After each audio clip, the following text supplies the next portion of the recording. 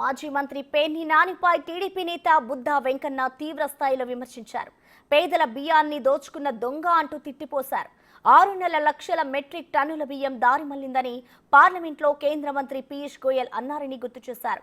ఆ బియ్యాన్ని జగనే ఆఫ్రికా దేశాలకు దొంగచాటున అక్రమ రవాణా చేశారని ఆరోపించారు.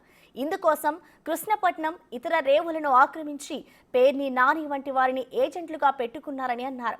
ఒకవేళ వైసీపీ అధికారంలోకి వచ్చి ఉంటే వీరి దందా బయటపడేదే కాదని, కూటమి ప్రభుత్వం అధికారంలో ఉండడం వల్లే నాని బాగోతం ఇప్పుడు బయటపడింది.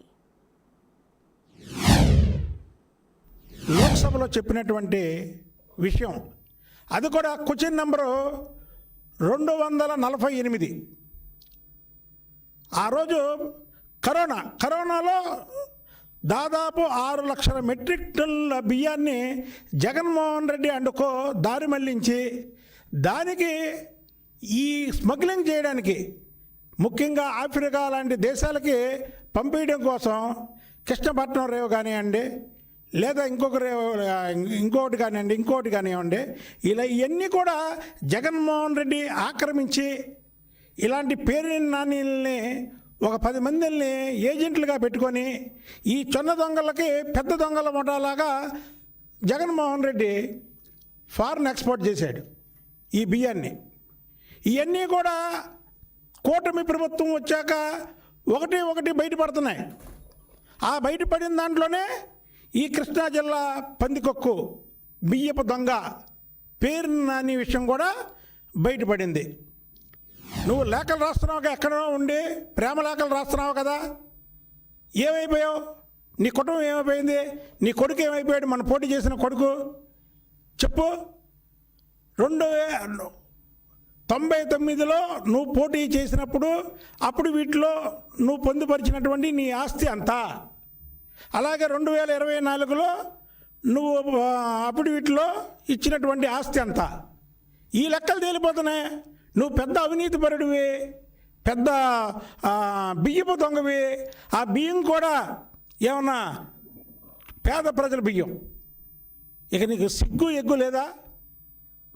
మానవత్వం లేదా?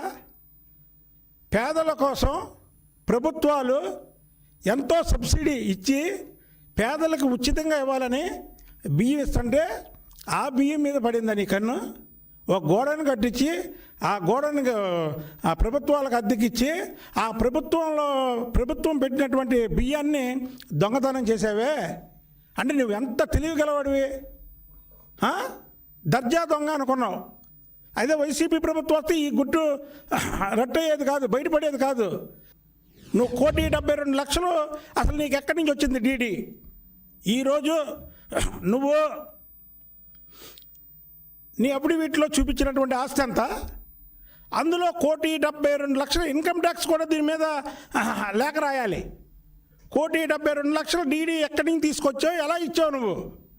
అంటే నువ్వు ఎన్ని వందల కోట్ల రూపాయలు దోచుకుంటే ఇమీడియట్లుగా 1,72,00,000 ఒకవేళ మిస్ అయింది, మళ్ళీ దొంగతనం చేసి అక్కడేదో వెయింగ్ మిషన్ తేడా అంటే కిలోల్లో తేడా వస్తుంది కానీ మెట్రిక్ టన్నుల్లో తేడా రాదే బియ్యపు దొంగ. మరి బియ్యం కూడా పేదలకు ఇచ్చే బియ్యాన్ని దొంగతనం చేసేది నువ్వు. మళ్ళీ చెప్పేవన్నీ శ్రీరంగ నీతులు.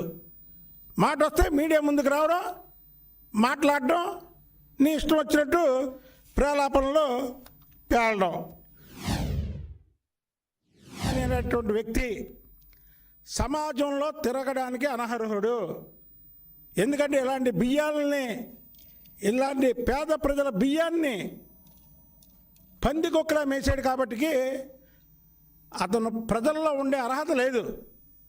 తక్షణమే దీని మీద ప్రభుత్వం, పోలీసు వారు ఇతను అరెస్ట్ చేయడమే కాకుండా ఇతని కుటుంబాన్ని కోర్టులో కూడా ఎప్పుడో తేలకుండా ఒక ప్రత్యేక న్యాయస్థానాన్ని ఏర్పాటు చేయాలి. ఏదైతే ఢిల్లీలో దిశ కేసు ప్రత్యేక న్యాయస్థానం పెట్టి దోషులకి శిక్షలు వేశారో, ఈ పేర్ని నాని కుటుంబానికి కూడా శిక్ష వేస్తే ఈ రాష్ట్రంలో ఇంకొకరు ఇలాంటి పనులు చేయరు. ఎవరన్నా తప్పుదారిలో నడిచినా ఆయన సరిచేసి సక్రమంగా పనిచేస్తే చేయి, లేదా పక్కకు తప్పుకో అని అంటాడు. అదే ఒక దొంగ ముఖ్యమంత్రి అయితే జగన్మోహన్ రెడ్డి లాగా ఇలాంటి దొంగలు జిల్లాకు ఒకరు బయలుదేరతారు. జిల్లాకు ఒక దొంగలు బయలుదేరి దొంగల పటాగా తయారవుతారు. ఒక ముఖ్యమంత్రి, ఆ ముఖ్యమంత్రి దగ్గర మంత్రులుగా ఉంటారు. కానీ జగన్మోహన్ రెడ్డి దగ్గర ఒక దొంగల పటా ఉంటుంది. ఎందుకంటే అతను దొంగ, ఒక దొంగల పటా ఉంటుంది. కాబట్టి ఈ పేరు నాని కూడా ఈ దొంగతనం చేశాడు. ఇది స్కామ్ అనడానికి లేదు. స్కామ్ అని ఇంగ్లీష్లో చక్కగా పేరు పెడతారు, తప్పది. స్కామ్ కాదు, ఇది దొంగతనము. ఇది బియ్యం దొంగ. ఎక్కడున్నా పేరు. ఇప్పటికైనా నిన్ను పోలీసులు బట్టలోడదీసి తీసుకొచ్చే వరకు నువ్వు దాక్కోకు, లొంగిపో. చేసిన తప్పు ప్రజల ముందు ఒప్పుకో, శిక్ష అనుభవించు. నువ్వు చేసింది ఆషామాష తప్పు కాదు. నీకు పబ్లిక్లో ఉరిశిక్ష చేసినా సరే చాలా తక్కువ. ప్రభుత్వాలు ప్రజలు మిమ్మల్ని ఎన్నుకునేది ఎందుకు? ప్రజాసేవ చేయడానికి. ఇలా దోచుకు తినడానికా? ఇలా దోచుకు తినడానికి